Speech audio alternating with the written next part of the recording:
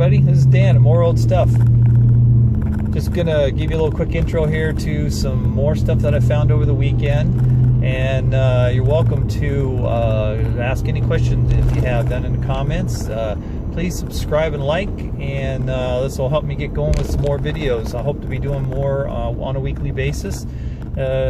Special comment if you like what you see and what kind of stuff I'm finding, and if it's interesting to you. And we'll have an auction coming up here pretty soon in the next 3 weeks that I'm going to be taking a camera to again. So look forward to doing that.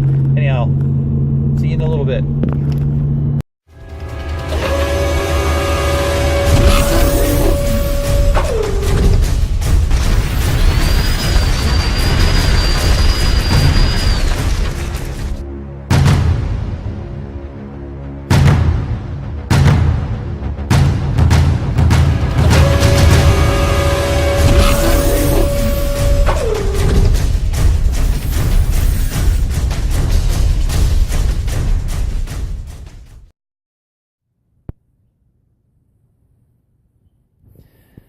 Another cool find today.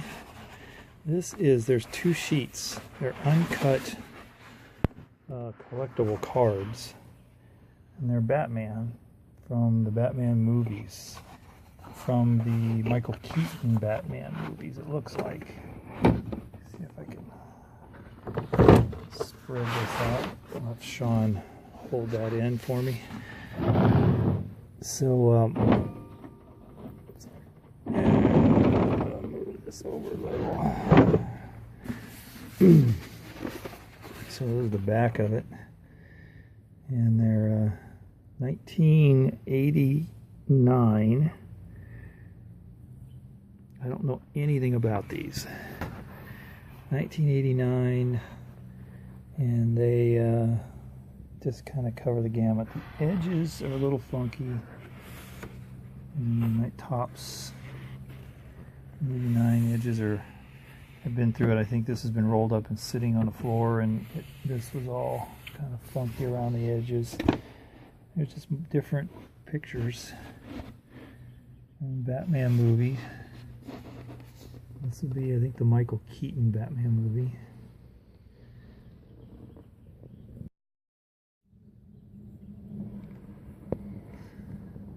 Yeah, this is all.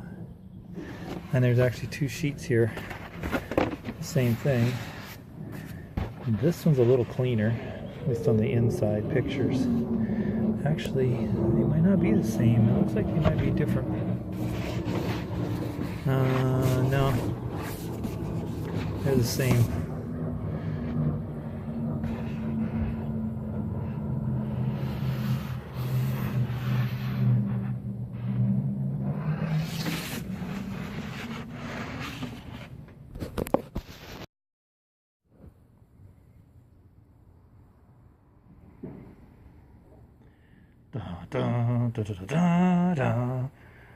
There you go. Star Wars poster, 1977. Not sure. This doesn't look like one that I have seen before, and I'm thinking this might have been not particularly a movie theater poster, that maybe it was sold in stores or something at the time, mainly because there's 20th Century Fox or 20th Century Records published on here, and it's got some rips on it. This might have been something that was sold in a music store. You know, they sold during the 70s. There's posters at Kmart's and all that kind of stuff, and this might have been that kind of a sale, but I don't know. I'm just guessing right now because I've not seen one like this. This is more of an artwork type picture. It looks like a copy of artwork. It's not of actually from a movie. But it's cool. Get it framed and see what I can do with it. Got these old Sci-Fi magazines. These are dated. Let's see, I got them mixed up here. These are dated from 1958. This is in October and December of 1958. Yeah, they have yellow pages, but it's pretty much intact. There's some stains. binding's a little funky on most of these because they've either been in a stack underweight and it crushed them, or this one's been read so much it's curled up a little bit. But this is from, I think, 1960. Yeah, these are 1960. Some of these are 68. I believe that's a 60 also. Front page might be missing out of this one. No, there it is. Yeah, 1960, October 1960. This one here is dated 1968. But it's got articles in here from some of the big names. There's Asimov. There's Arthur C. Clarke. I mean, there's a bunch. Robert Gilleen. There's probably back when these guys, this is what they were doing, magazines and stuff.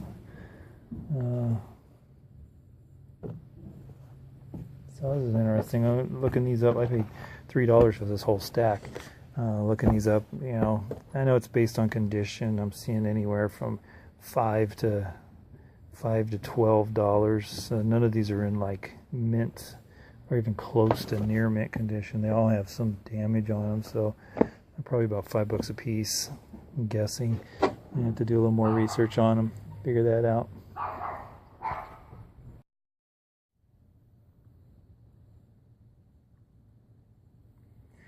Got this Star Wars and Close Encounters item. This is from a concert poster, Symphonic Voyage into the Realm of Epic Space Films. And this was performed locally, or in California, San Jose Center for Performing Arts, 1978, April the 14th. So you can imagine, in the year after the Star Wars movie comes out, and this is probably a super popular era for a lot of this because of Star Wars. I noticed it's got first billing. Close Encounters was right in there. It's 2001 Space Odyssey, and then some of these other things. So looks like they had it was a laser show. But this is the poster for that event, which would be kind of cool for Star Wars collector, Close Encounters collector, or even a music collector. Was in this, which is pretty neat. And then the next thing we have is these Yamaha posters. And these are from the 70s. I'm going to say the late 70s maybe. These are pretty good sized posters, and the back of it is even kind of cool. So it's like, I don't know, post in the front is better than the back, but it was folded. And there's a Yamaha 750. I'm looking for dates on here. Let's see it. I got 3 of them.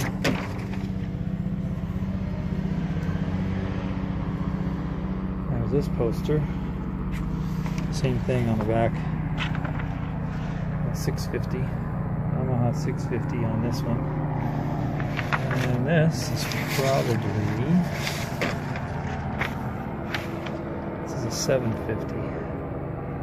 This is a kind of a neat poster. I like this one the best. But they were just probably either they were in magazines or they were available at a dealership, like a brochure at a dealership. And they have all the details on the Yamaha 750. I don't know of any dates on this. Anybody have any idea when they think this is dated? I'm guessing mid to late 70s. This model. Like I said, I'm just pulling these out, looking at them kind of for the first time, really close. So.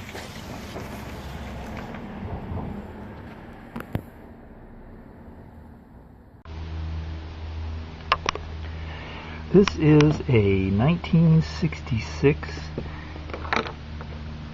Grundig. This is German radio. It's a solid state transistor radio. It's the satellite transistor 6000 model. It's also the satellite 208, it's known as. This one has a wood finish. It's not real wood. It's like a vinyl covering, but it has every band you can imagine. All the shortwave, pretty much the whole shortwave band. That's what this tuner is right here. And then it has long wave, a couple of the shortwave bands, has the AM bands. This particular one is interesting because it's a German radio. You can see these are all the German towns and German radio stations. There's Luxembourg, I can say half of these, Paris, Berlin, Brussels. There's an Italian, looks like Italian. There's France. So there's stations that evidently AM stations that were consistently from those countries. This is an FM band right here. So in the 60s they did have FM, and that was actually early 50s that it actually started to be popular. There is a couple problems. I did plug this in before I bought it at the store that I was at, and it's got this great antenna. This antenna is huge because it does the short wave. You've got to have a really big antenna, and this is not even out all the way. It's probably about 5 feet tall when it comes out. And let's turn it on. Let's see what we got. I've got it set on FM right now, and the tuner for the FM is right here.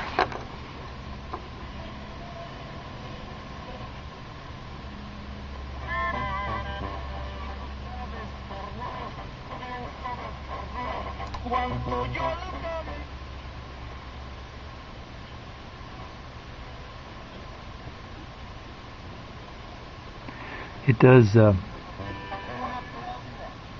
does pick up pretty good. I don't have this antenna up. Probably what the deal is. I got to be careful on playing music. I'm just going to run through it really quick. YouTube will block me. So I'm just going to kind of...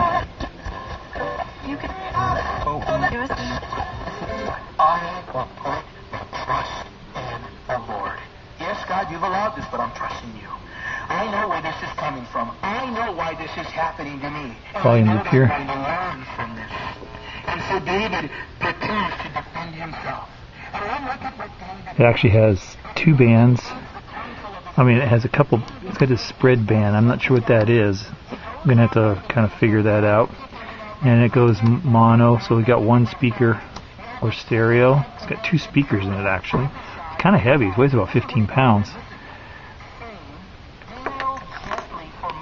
What doesn't work is these long wave bands. What the problem here is that the tuner, when I turn the cable, I'll try to get both. You see the orange bar? It's slipping. It does move a little bit, but it's slipping, and it'll go up, but it won't come down. And it could be that the cable's loose. The cable might be off track for that band. Another thing that's wrong is in here, inside of here, there's a cylinder that has the bands printed on it. And when I turn the band switch that's here on the side, so that changes bands. It's supposed to change the bands here. And it's not rotating that. It's not rotating that. So there's probably a cable that's missing in there too. So I'm hoping that's all it is. I have schematics for this already, so I'm going to try to go. Then the big question for me is, do I keep it or do I sell it? And I'll have to annotate and update this video when I make that decision, because it sounds really good. It looks really cool, from 1960s technology. Back of it. I believe it does take batteries, but I think they're underneath. I have to open up a case underneath. There's a tape input, phono tape, outbound or external speakers, your phone's auto car plug. I guess there was a plug that you could plug it into your cigarette lighter. Single sideband SSB, probably another tuner that could be connected to it. But so it's the Grundig transistor radio.